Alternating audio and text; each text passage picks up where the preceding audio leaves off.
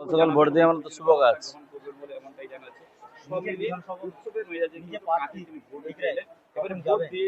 Vote দিয়ে শেষ হলে যাবো, প্রথম গণতান্ত্রিক অধিকার প্রয়োগ করে যাবো।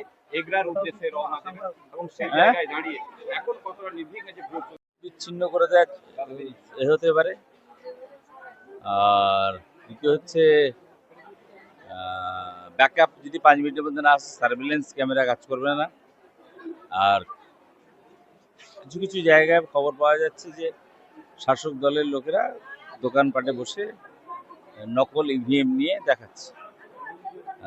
সেটাকে নির্বাচন কমিশনের কাছে ইতিমধ্যে জানানো হয়েছে, তারা সেভাবেই ব্যবস্থা করছে।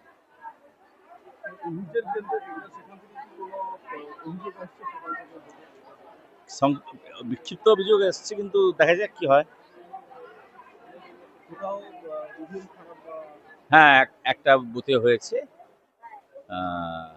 এরেন্দা, ওখানে কিছু ভোট ফল হয়ে যাওয়ার পরে মেশিনটা খারাপ হয়ে যায়, ওখানে আবার রিপ্লেসমেন্ট মেশিন চলে এসছে।